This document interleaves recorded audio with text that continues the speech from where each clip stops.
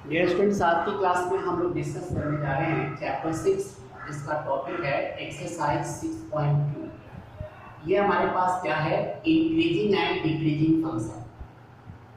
Increasing and decreasing function.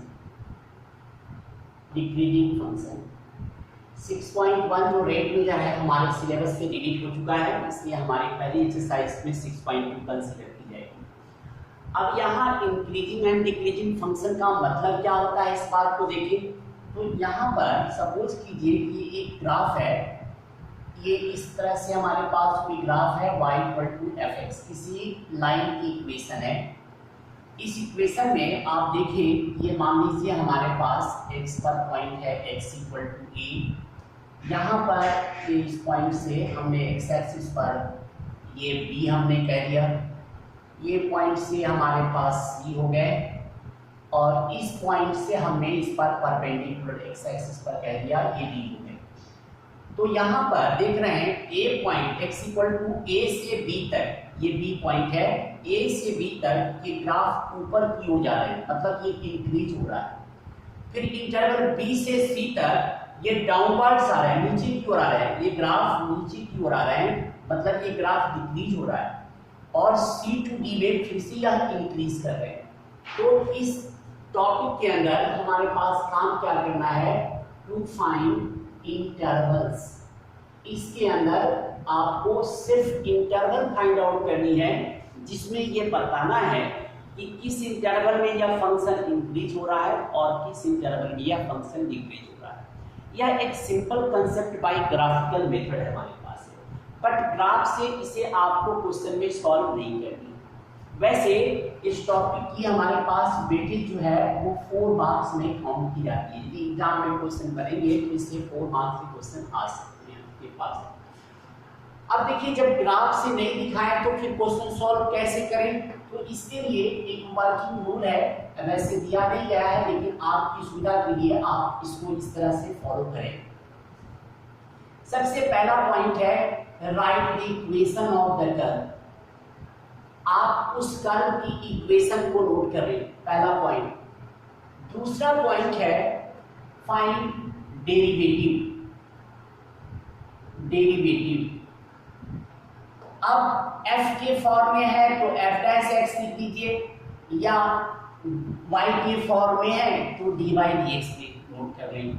Third point, ये जो derivative मिला था उसका फाइंड फैक्टर्स इन स्टेप 2।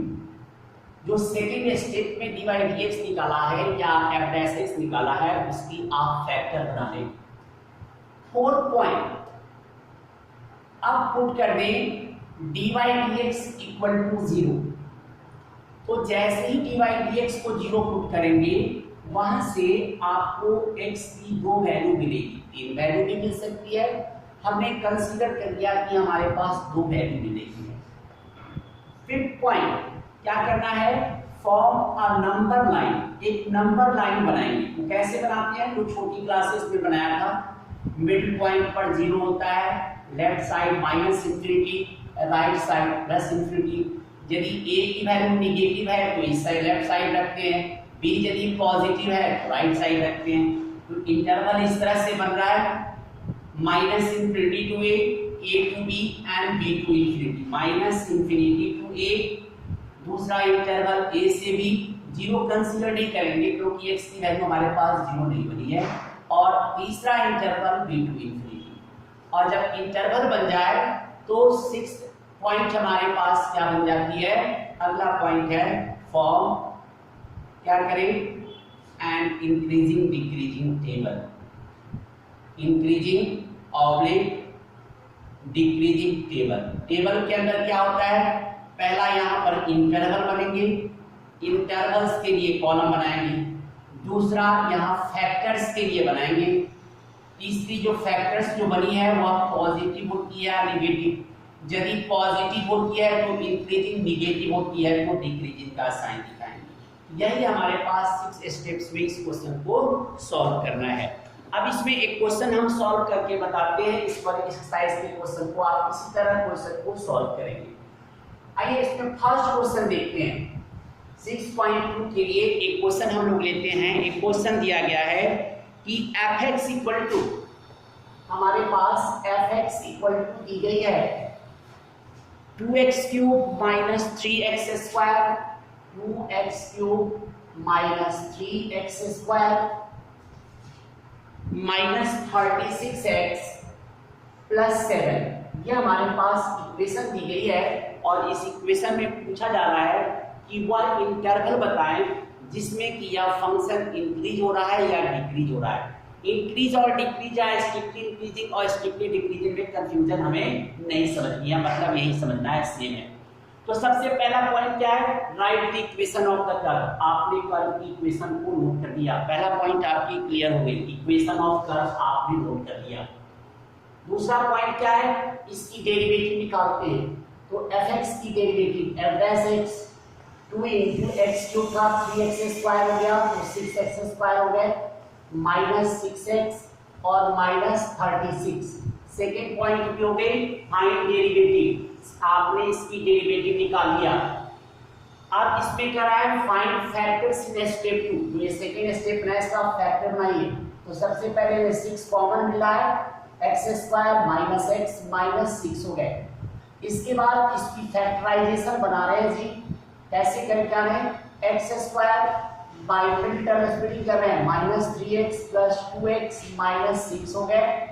यहाँ पर 6 बार रखा, x कॉमन लिया, x माइनस 3 और प्लस 2 कॉमन ले लिए, x माइनस 3।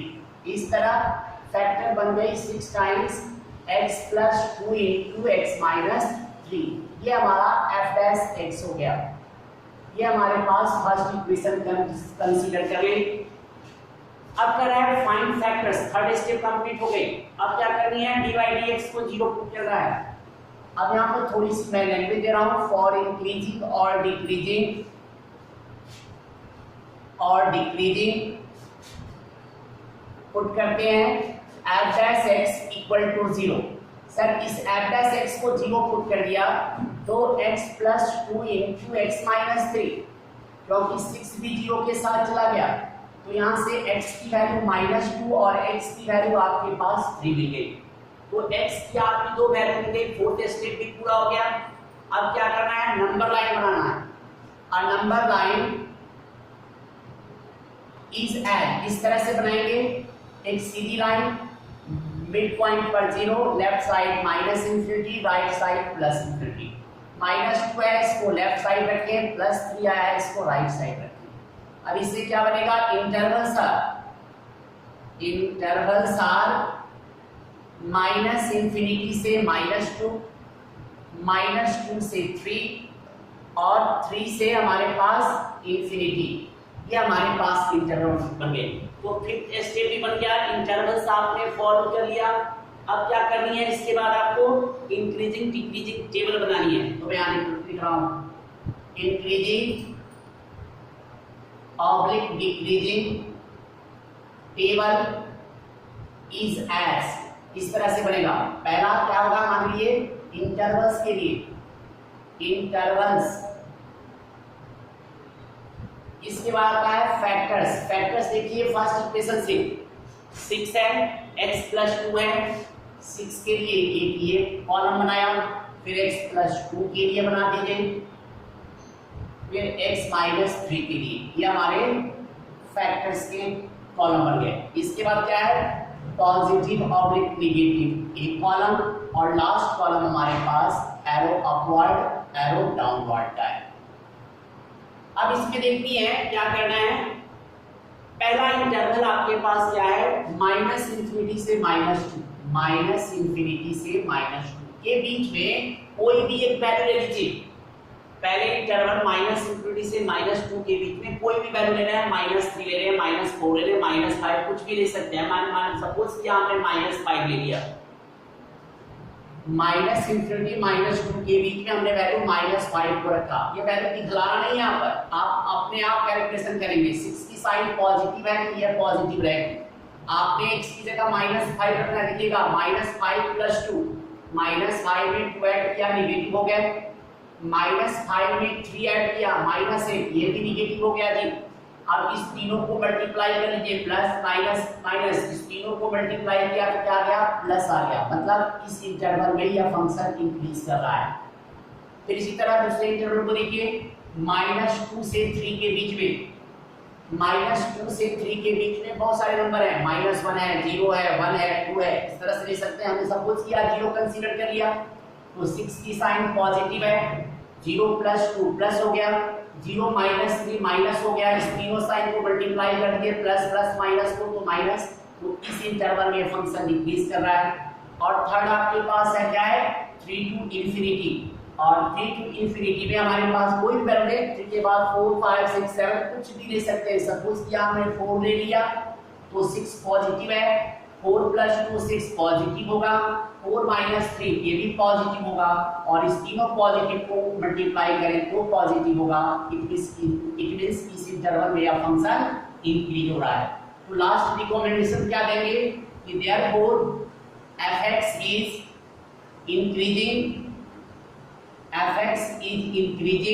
in -infinity से -2 और के लिए union sign 3 to infinity and decreasing in -2 to infinity। इस टॉपिक के अंदर ये हमारे पास यही वर्किंग रूल है, इस तरह क्वेश्चन को सॉल्व करेंगे। तो इस तरह आपकी होमवर्क बन गई, डू एक्सरसाइज 6.2। इस पूरी एक्सरसाइज को आप इस तरह से सॉल्व करेंगे। Thank you.